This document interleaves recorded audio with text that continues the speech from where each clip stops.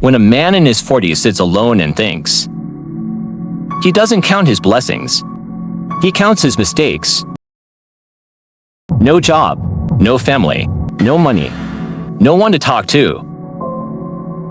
This is not a movie character. This is a real man. And somewhere, this might be your story too. Go back 20 years with me.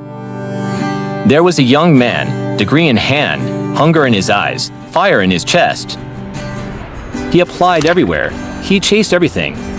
He stayed up late reading. He woke up early dreaming. The world felt massive and wide open. He had no plan yet, but God. He had energy. And he believed, really believed, that his time was coming. Then the phone rang. It was his father. Stop chasing private jobs. Prepare for the government exam. That's where real security is, real respect.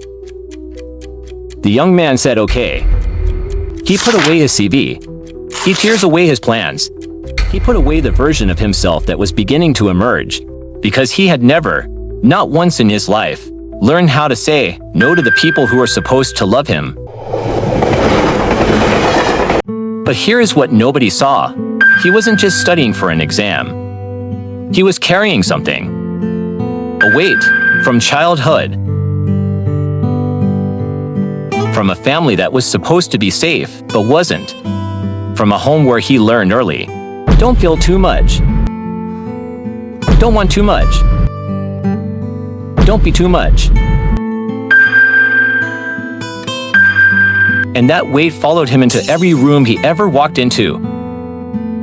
He'd sit down to study and freeze. He'd almost crack the exam and fall apart at the last step. Something always went wrong at the critical moment. He didn't know why then. He knows why now.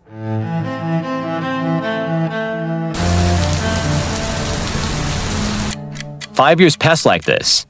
5 more years of almost, and never quite.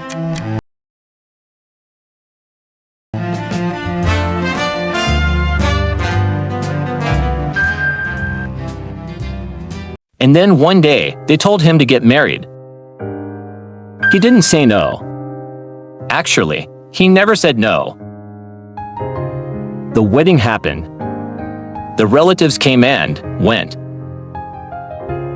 And that night, in a house with another person in it, he had never felt more alone in his life. To strangers, one roof, zero understanding. No one asked him if he was okay. No one asked him what he needed. No one asked him what was wrong. Not his family, not his wife, not a single soul.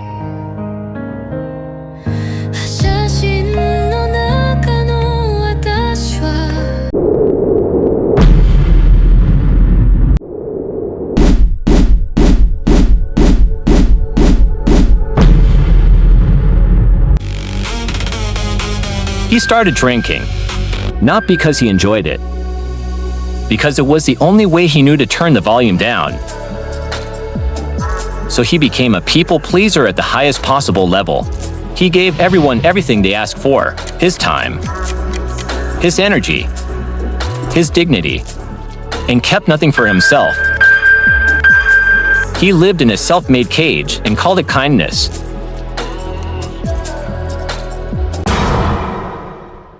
Eventually, the marriage collapsed.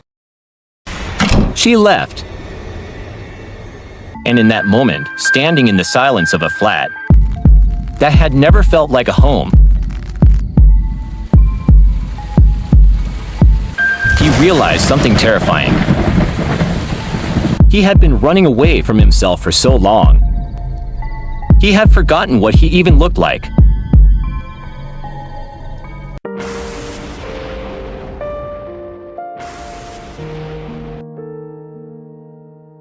And then one night, there was no one left to distract him. No drink within reach, no phone to scroll, no person to perform for. Just him and his own reflection. He looked at that face for a long time. And for the first time, he didn't look away.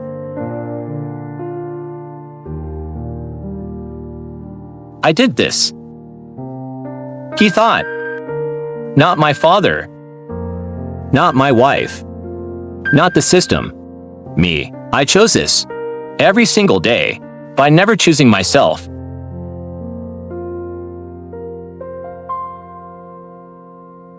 That night was the most important night of his entire life.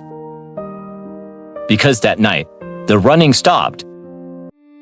That morning, he did something he had never done in his life.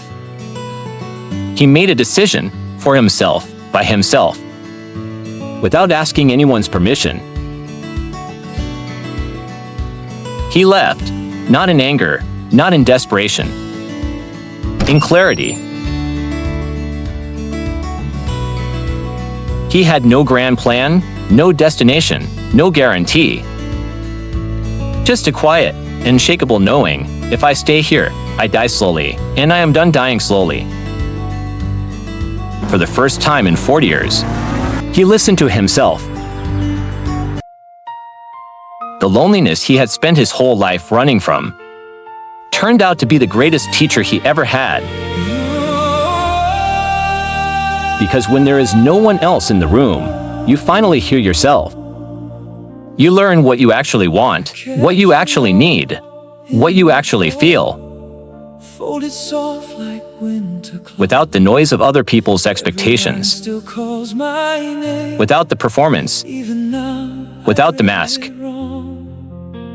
On that farm, in that silence, he found something he had never had before. Not success, not money, not recognition, just peace. And for the first time in his life, it was enough. I was brave for a while, now the truth comes in, slow and sharp again.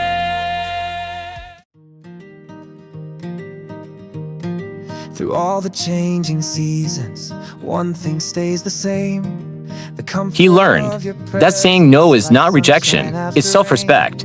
He learned that people-pleasing is not kindness, it's self-abandonment. He learned that loneliness is not punishment. It's a doorway if you're brave enough to walk through it. He learned that childhood wounds are real. They don't disappear because you grew up. They wait, they compound, and they will run your life until you decide to face them. He learned that life doesn't break you when hard things happen. Life breaks you when you lie to yourself about who you are and what you need.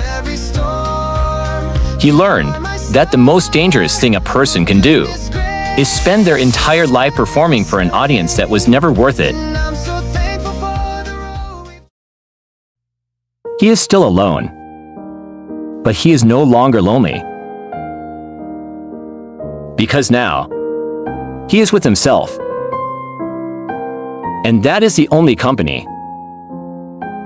If you know someone who is still running, still hiding, still saying yes, when everything inside them screams no, not as advice, just as a reminder that it is never too late to stop running, that man is you. Subscribe.